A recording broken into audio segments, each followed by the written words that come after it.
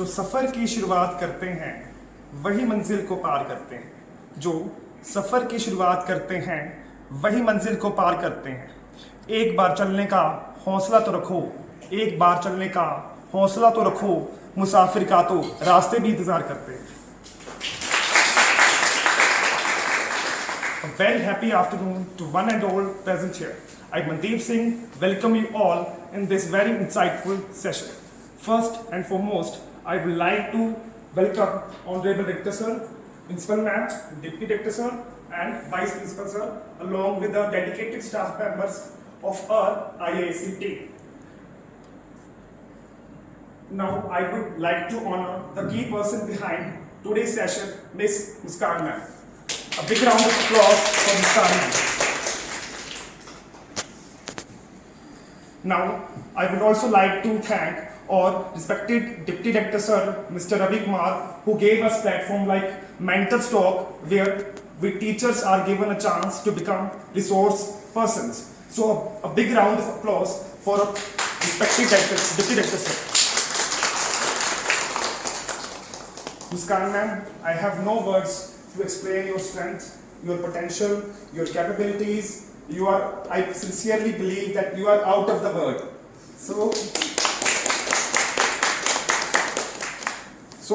कल मैंने सारा दिन आपकी जो अचीवमेंट्स हैं, आपकी क्वालिफिकेशंस हैं, मैं वही देखता रहा और मैं काफ़ी सरप्राइज हुआ कि हमारे स्कूल में एक ऐसा भी टीचर है जो इतनी डेडिकेशन से, इतनी मेहनत से सारी जो अपना जो टीचिंग वर्क है वो भी कर रहा है और जो अपना जो एक्टिविटी इंचार्ज की ड्यूटी है वो भी इतने अच्छे से बैलेंस कर रहा है। सो ये हमारे लिए सीख है कि हमें कैसे अपने वर्क कल्चर को बैलेंस करना है। सो एक बार जोरदार ताली हो जाए मुस्कान मैम के। वैसे तो मुस्कान मैम की अचीवमेंट्स और क्वालिफिकेशंस की लिस्ट बहुत लंबी है, शायद ये सेशन भी कम पड़ जाए, लेकिन कुछ उनकी ऐसी क्वालिफिकेशन और अचीवमेंट्स हैं जिन पर मैं रोशनी डालना चाहूँगा। मुस्कान मैम ने एमए हिस्ट्री में की हुई है और उनकी बीएड है। इसके साथ मैम ने जितने भी टीचर एलिजिबिलिटी टेस्ट हैं, जैसे पीएस टेट हो गया, सी टेट हो गया और रीट को बड़े अच्छे से क्वालिफाई किया है। इसके बाद जैसा कि आप सब जानते हैं कि मैम पिछले 1 साल से हमारे इस इंपीरियल स्कूल में एज एक्टिविटी कोऑर्डिनेटर की भूमिका बखूबी निभा रहे हैं। ऐसा कोई भी इवेंट नहीं गया हो। अब जब से मैंने स्कूल को ज्वाइन किया है, मैंने देखा है कि मैम कितनी मेहनत से हमारे स्कूल का हर एक इवेंट, चाहे वो एनुअल फंक्शन हो, चाहे वो स्पोर्ट्स मीट हो या हमारी जो सीसीए एक्टिविटीज होती हैं, ऐसा कोई भी फंक्शन नहीं रहा जिसमें मैम का योगदान ना आ रहा हो। और मुझे फ्यूचर में भी जितनी भी एक्टिविटीज मैम स्कूल में होंगी, मुझे पूरा यकीन है कि मैम अपना 100% देगी, जैसा कि देते आएंगे। मैम की इन्हीं खूबियों की वजह से, इन्हीं हार्डवर्क, इनकी मेहनत की वजह से मैम ब्रिलियंट फैसिलिटेटर का अवार्ड भी अपने नाम कर चुके हैं। तो जोरदार तालियों से मैम के लिए। वैसे तो मैम एक बहुत अच्छे एसएससी टीचर हैं ही, लेकिन एक बहुत अच्छे रिसोर्स पर्सन भी हैं। मुझे याद है पिछली बार यही आई थिंक अप्रैल और मई का मंथ था जब मैम ने और हरपाल मैम ने एनईपी की वर्कशॉप दी थी, और मैंने ये देखा है कि मैम ने बड़े ही बखूबी तरीके से मैम ने वो वर्कशॉप कंडक्ट की थी। तो जोरदार तालियों से स्वागत कीजिए मैम का। मुस्कान मैम, कुछ आप आना चाहते हैं? उससे पहले मैं आप 4 लाइनें हैं जो आपके लिए सुनाना चाहता हूं। वो आए हैं महफिल में रोशनी साथ लेकर, वो आए हैं महफिल में रोशनी साथ लेकर, चमकते हुए कुछ अपने खास जज्बात लेकर। वो आए हैं महफिल में रोशनी साथ लेकर, चमकते हुए कुछ खास जज्बात लेकर। मैम, दिल से करते हैं हम आपका स्वागत, दिल से करते हैं हम आपका स्वागत, आप आए हैं ज्ञान की बारात लेकर। Now I would request our honourable director sir, deputy director sir, principal ma'am, vice principal sir and Muskan ma'am to step up here, and I request Director sir to present a bouquet to Muskan ma'am.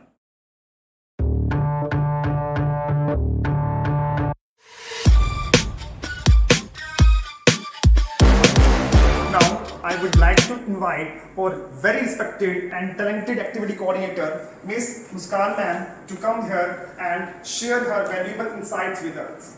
Ma'am, the stage is yours.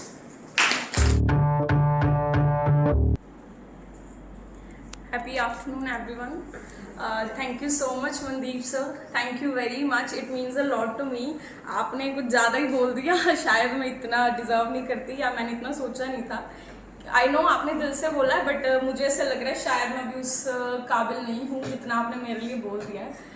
And especially I'm very grateful for this opportunity and for this platform, Mentors Talk.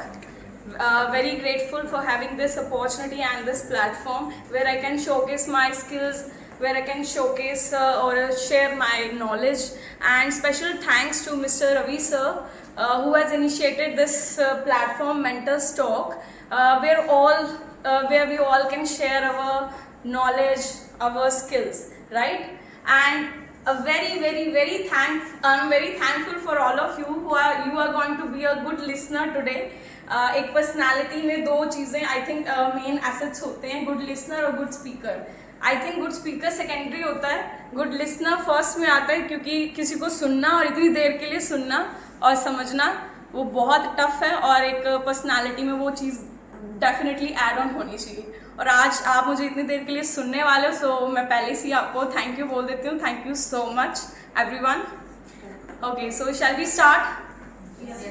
Thank you so much. So our today's topic is sustainable development goals, or we can say that 17 global goals, right?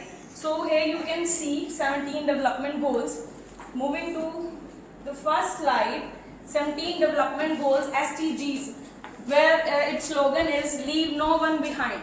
Means कि हमें किसी भी aspect में किसी को भी किसी country member को इंडिविजुअल को, किसी भी कंट्री को किसी भी एस्पेक्ट में पीछे नहीं छोड़ना है, सबको एक साथ लेके हमें आगे फ्यूचर में मूव करना है। That is its slogan.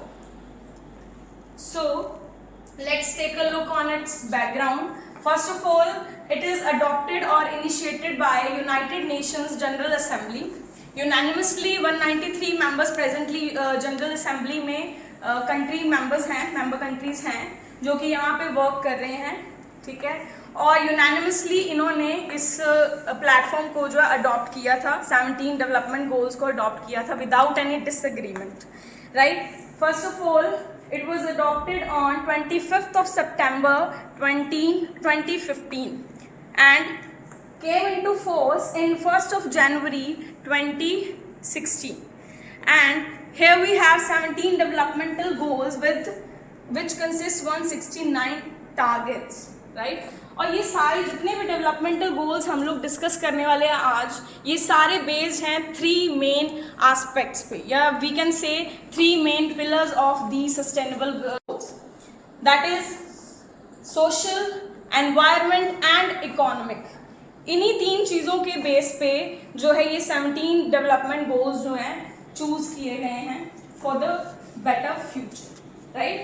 सो यहाँ पे हमने बैकग्राउंड इसका देख लिया, लेकिन here question arises, what is sustainable development? Sustainable development होती क्या है? If we know its meaning, हमें पता होगा कि डेवलपमेंट, सस्टेनेबल डेवलपमेंट होती क्या है, then only we can proceed further, तभी हम इन गोल्स के बारे में डिस्कस कर पाएंगे। So any one of you, if you want to share what is sustainable development?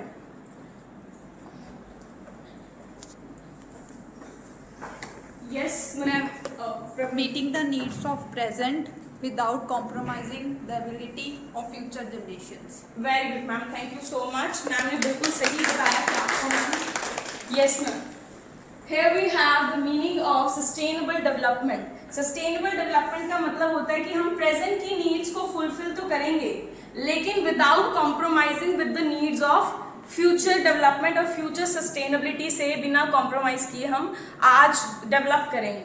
मतलब हम रिसोर्सेज यूज करेंगे, आज हम अपना प्रेजेंट बेटर करेंगे, लेकिन ऐसे भी नहीं करेंगे कि फ्यूचर के लिए हम कोई रिसोर्सेज छोड़ के ना जाएंगे, सारे एग्जॉस्ट कर लें सारे रिसोर्सेज, राइट। तो डेवलपमेंट को हमें सस्टेन करना है टिल द लास्ट और फॉर द डेकेड्स, मतलब हमें आगे फ्यूचर, बेटर फ्यूचर के लिए डेवलपमेंट को सस्टेन करना है, that is the whole thing.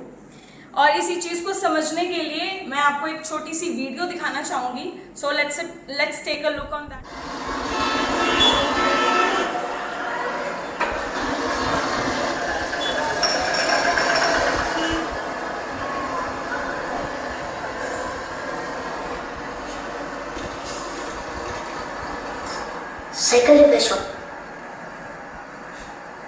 मैंने सोच लिया है, जब मैं बड़ा हो जाऊंगा ना तब मैं साइकिल रिपेयर की दुकान खोलूंगा।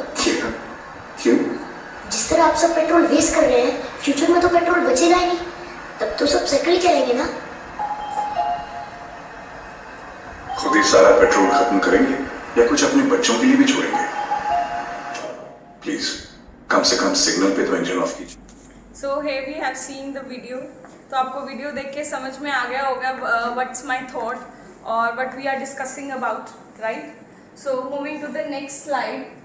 Here we have first development goal. Total 17 development goals हैं. Here is first one, no poverty. First rule या फर्स्ट गोल यही डेवलप किया गया है कि हमें पॉवर्टी को इरेडिकेट करना है सोसाइटी से, मतलब पूरे ग्लोबली हमें ये जो चैलेंज है वो एक्सेप्ट करना है और इसको पॉवर्टी को रिड्यूस करना है एट एवरी लेवल।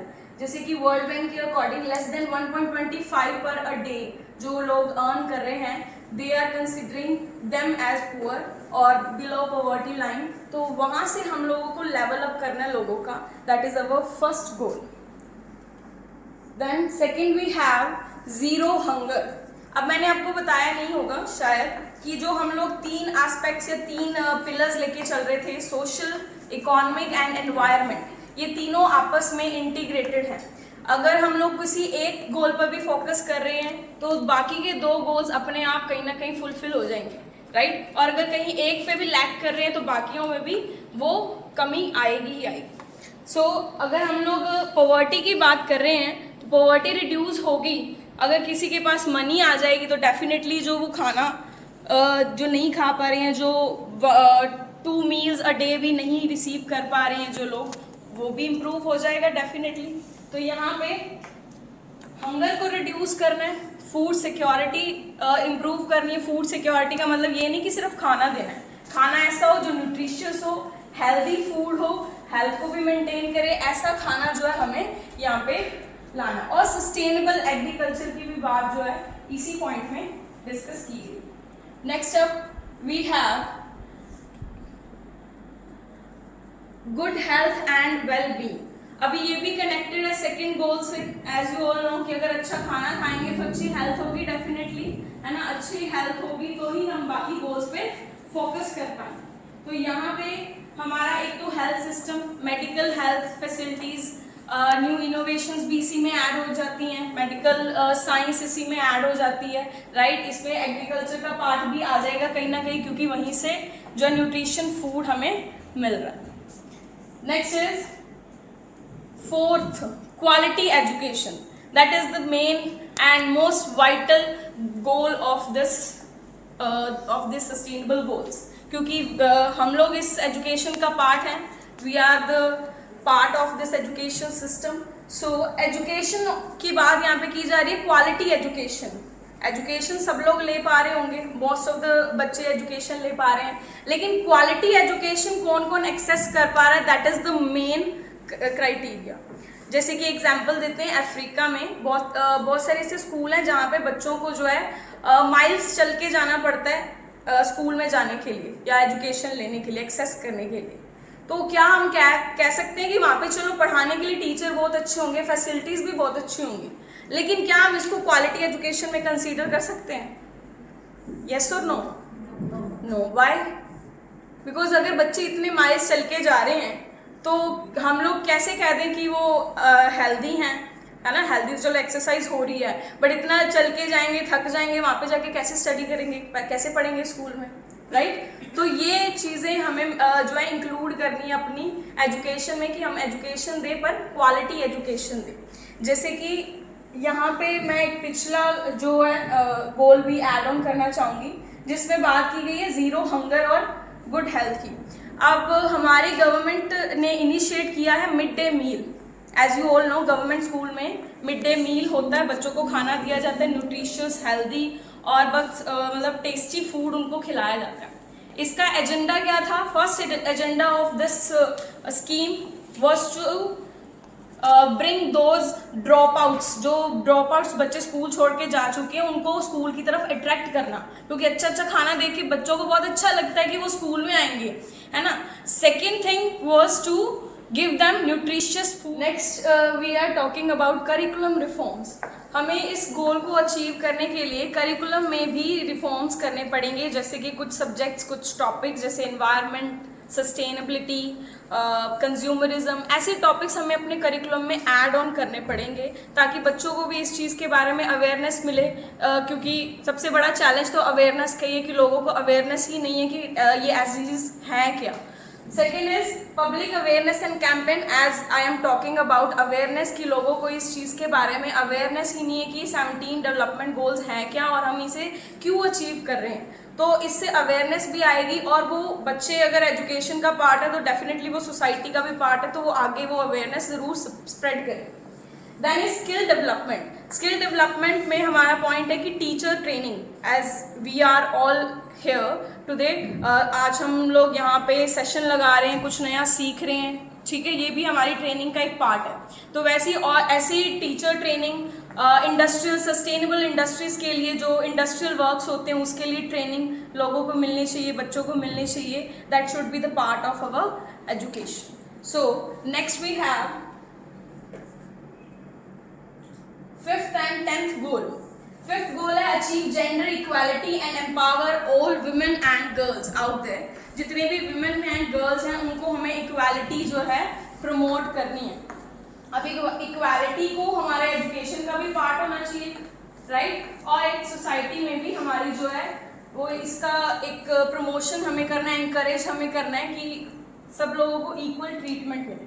वैसे ही 10th जो गोल है, reduce in equality with in and among countries. मतलब अलग अलग कंट्रीज में अगर आज हम किसी और कंट्री में जाते हैं तो हमें एक अलग कंट्री से आए इसलिए वैसी ट्रीटमेंट मिलेगी, right. With in country religion के बेस पे, कास्ट के बेस पे, क्रीड के बेस पे, जेंडर के बेस पे, अलग अलग बेसिस पे इन इक्वालिटीज जो है परफॉर्म हो रही हैं, राइट. और इन्हें ही हमें क्या करना है, रिड्यूस करना और एट द एंड हमें इसे ख़त्म कर देना अपनी सोसाइटी से, और ये ग्लोबली हमें ये चीज़ जो है अचीव करनी है. Next we have 6th goal, clean water and sanitation, the foremost global goal. ये चीज़ तो हमें भी पता है कि वाटर स्कैरसिटी बहुत हो गई है, जो ग्राउंड वाटर का जो लेवल है बहुत डिक्रीज हो चुका है, राइट. और टाइम आएगा ऐसा कि जब हमें, जैसे कि हम लोग ऑक्सीजन लेते हैं, आर्टिफिशियल ऑक्सीजन, वैसे हमें आर्टिफिशियल वाटर भी कंज्यूम करना पड़ेगा. ये टाइम जल्दी आएगा. अगर हम लोग ऐसे ही वाटर वेस्ट करते रहेंगे, क्लीन वाटर को पोल्यूटेड करते रहेंगे, तो ये टाइम जल्दी आने वाला है. सो ये भी एक गोल है जिसे हमें अचीव करना है, सो दैट कि फ्यूचर जनरेशन के लिए हम कुछ वाटर जो है कंजर्व करके जाएं ताकि फ्यूचर जनरेशन भी सस्टेन कर पाए.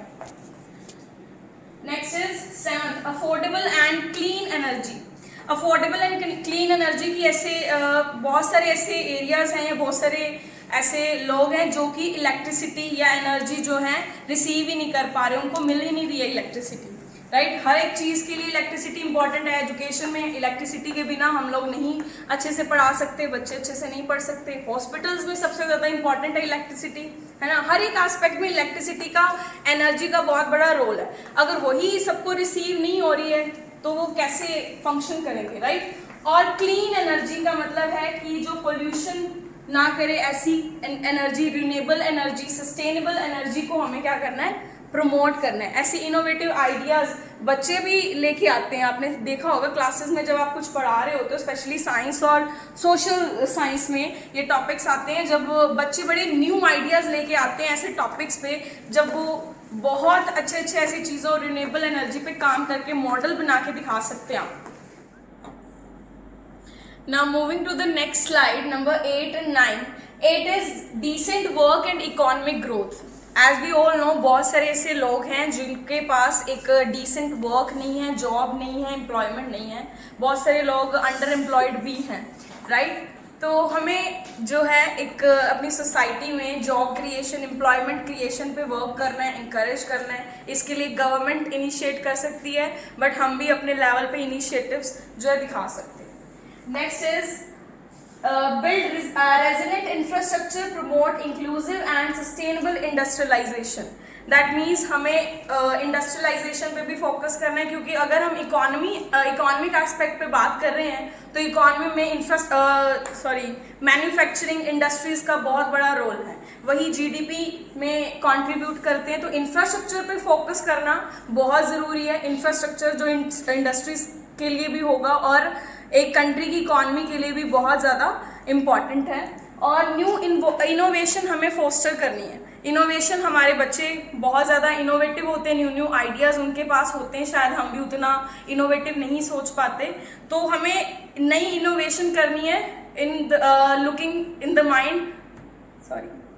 having in the mind industrialization.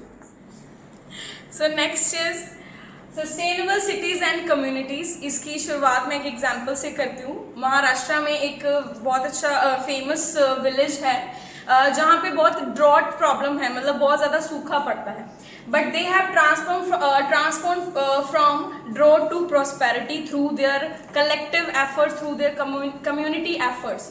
तो उन्होंने रेन वाटर हार्वेस्टिंग जैसे जो चीज़ें यूज़ करके उन्होंने अपने जो एरिया को प्रॉस्पेरिटी की तरफ मूव किया है। सो यहाँ पे हम लोग सीख रहे हैं sustainable cities and communities. Communities मतलब as a community, as a group अगर हम लोग एफर्ट करेंगे तो हम लोग चेंज ला सकते हैं, जैसे महाराष्ट्र के वो विलेज मेंबर्स ने किया है मिलके वो काम, right.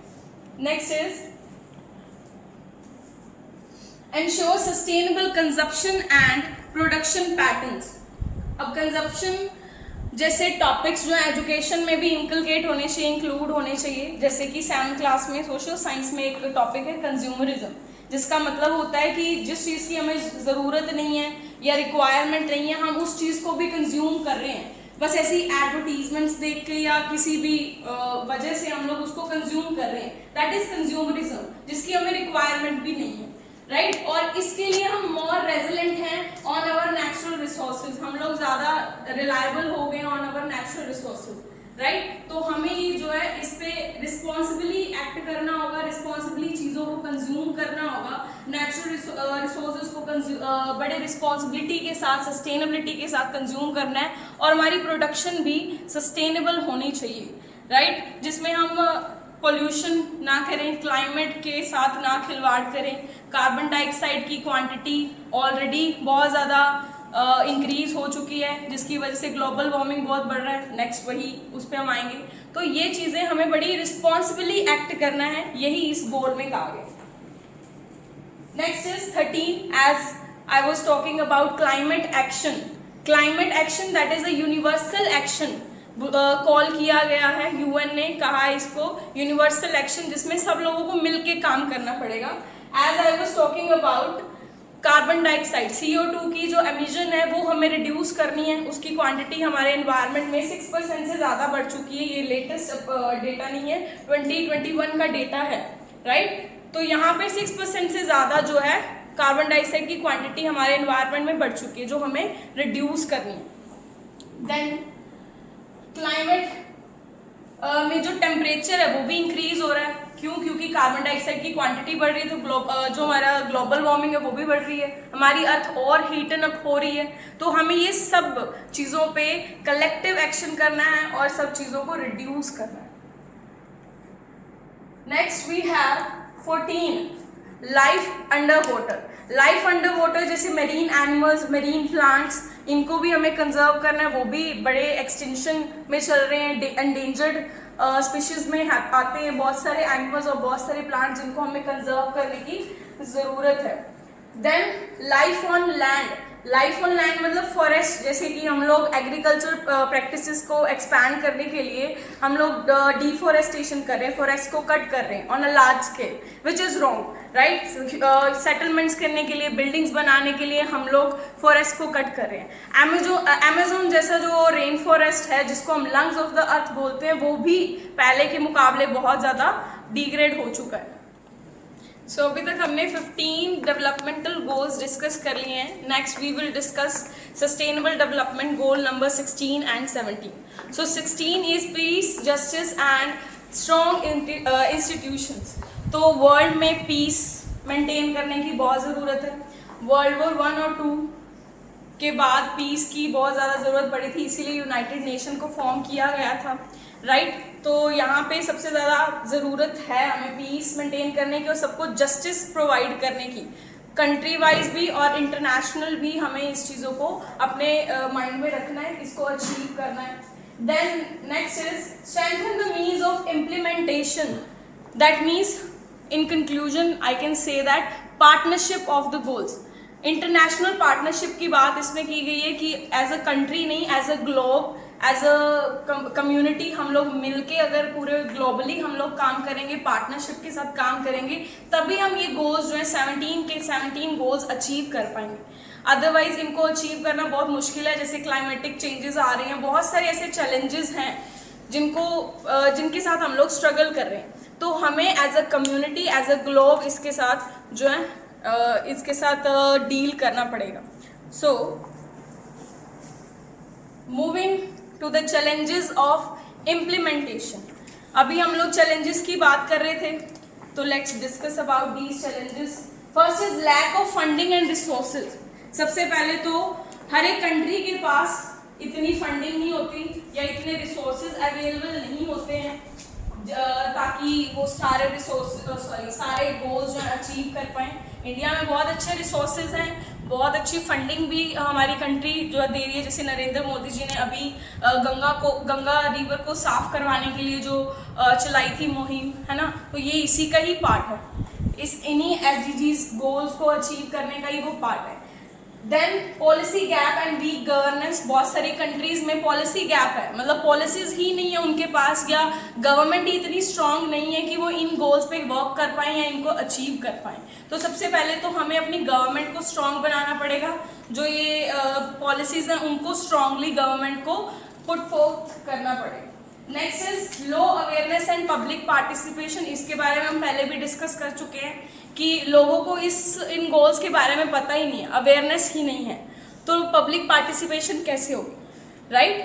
Then is climate change and environmental barriers. बहुत सारे एनवायरमेंटल चेंजेस आ रहे हैं, as we have already discussed about it. Carbon dioxide emission हो रहा है, राइट। और भी बहुत सारे एनवायरमेंटल बैरियर्स हैं जिनकी वजह से हम लोग बहुत ज़्यादा स्ट्रगल कर रहे हैं, right. So here the question arises, why integrate SDG into education? अभी SDG goals को education का पार्ट क्यों बनाया जाए, उसमें इंक्लूड क्यों किया जाए? तो बड़ा सिंपल सा रीजन है। हम लोग कुछ भी सीखते हैं तो हमारा जो फर्स्ट सीखने का प्लेस है या जो सीखने का लर्निंग का जो फर्स्ट फेज होता है वो एजुकेशन ही होता है, स्कूल ही होता है। स्कूल से ही हम लोग अपने सीखने की शुरुआत करते हैं, राइट। तो अगर हम बेटर फ्यूचर की बात कर रहे हैं, बेटर सिटीजन की बात कर रहे हैं, सस्टेनेबल सिटीजन्स की बात कर रहे हैं, तो वो कहाँ से क्रिएट होंगे? वो डेफिनेटली क्रिएट होंगे स्कूल से। So moving to the methods, how we can integrate SDG in our teaching practices, कैसे हम इसको include कर सकते हैं? So here we have project based learning, interdisciplinary approach, experiential learning, gamification and technology. ये सारे methods हम लोग use कर सकते हैं अपनी teaching practices में to encourage or promote these SDG goals. Next. Here is the conclusion. So I will conclude by saying that we are educators. We can be a change maker, or we can make our student to be a change maker by making collective efforts as a community, as a group. हम लोग अगर मिलके काम करेंगे, government को भी हमारा part बनना पड़ेगा, स्कूल्स को भी, बाकी कम्युनिटीज़ को भी। जब ये कलेक्टिव एक्शन होगा, कलेक्टिव एफर्ट्स होंगे, तभी हम ये गोल्स को जो है अचीव कर पाएंगे। So thank you so much everyone for having me here today as a resource person. It is really a big platform for me, for all of us actually. So thank you so much. मेरे ਵੱਲੋਂ ਤੁਹਾਨੂੰ ਸਭ ਨੂੰ ਦੁਪਹਿਰ ਦੀ ਪਿਆਰ ਭਰੀ ਸਤਿ ਸ਼੍ਰੀ ਅਕਾਲ। ਸੋ ਦਿਲ ਦੀਆਂ ਅਥਾਹ ਗਹਿਰਾਈਆਂ ਤੋਂ ਮੈਂ ਅੱਜ ਦੇ ਰਿਸੋਰਸ ਪਰਸਨ ਮੁਸਕਾਨ ਨਾਗਪਾਲ ਮੈਮ ਦਾ ਧੰਨਵਾਦ ਕਰਦੀ ਹਾਂ। ਜਿਸ ਪ੍ਰਕਾਰ ਇਹਨਾਂ ਦਾ ਸੈਸ਼ਨ ਸੀ, ਮੈਨੂੰ ਇਸ ਵਿੱਚ ਬੜਾ ਲੰਬਾ ਤਜਰਬਾ ਦਿਖ ਰਿਹਾ ਸੀ। ਸੋ ਇਸ ਉਮਰ ਦੇ ਵਿੱਚ ਇੰਨਾ ਤਜਰਬਾ ਹੋਣਾ ਆਪਣੇ ਆਪ ਵਿੱਚ ਇੱਕ ਮੁਹਾਰਤ ਹੈ। ਜਿਵੇਂ ਇੱਕ ਗੋਤਾਖੋਰ ਸਮੁੰਦਰ ਦੇ ਵਿੱਚ ਵਾਰ-ਵਾਰ ਸਿੱਪੀ ਦੀ ਭਾਲ ਵਿੱਚ ਜਾਂਦਾ ਹੈ ਔਰ ਉੱਥੋਂ ਸਿੱਪੀ ਕੱਢ ਕੇ ਲਿਆਉਂਦਾ ਹੈ ਤਾਂ ਜੋ ਉਸ ਦੇ ਨਾਲ ਮੋਤੀਆਂ ਦੀ ਮਾਲਾ ਬਣਾਈ ਜਾ ਸਕੇ, ਪਰ ਉਸ ਦੀ ਹਰ ਛਲਾਂਗ ਸਫਲ ਨਹੀਂ ਹੁੰਦੀ। ਉਸ ਨੂੰ ਬਹੁਤ ਵਾਰ ਖਾਲੀ ਹੱਥ ਮੁੜਨਾ ਪੈਂਦਾ ਹੈ।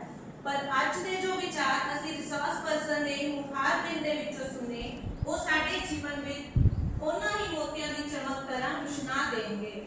ਔਰ ਇਸ ਦੇ ਨਾਲ ਹੀ ਮੈਂ ਤਹਿ ਦਿਲ ਤੋਂ ਧੰਨਵਾਦ ਕਰਦੀ ਹਾਂ ਮੈਂਟਰਸ ਆਫ ਪਲੇਟਫਾਰਮ ਦਾ, ਜਿਨ੍ਹਾਂ ਦੀ ਬਦੌਲਤ ਸਾਨੂੰ ਇੰਨਾ ਬਾਕਮਾਲ ਸ਼ਖਸੀਅਤਾਂ ਨੂੰ ਸੁਣਨ ਦਾ ਮੌਕਾ ਮਿਲ ਰਿਹਾ ਹੈ। ਸੋ ਅੰਤ ਦੇ ਵਿੱਚ ਮੈਂ ਬੇਨਤੀ ਕਰਾਂਗੀ ਸਾਡੇ ਇੰਪੀਰੀਅਲ ਸਕੂਲ ਦੇ director sir, principal ma'am, deputy director, school ਦੇ ਵਾਈਸ ਪ੍ਰਿੰਸੀਪਲ ਨੂੰ ਕਿ ਕਿਰਪਾ ਕਰਕੇ ਸਟੇਜ ਤੇ ਆਉਣ ਤੇ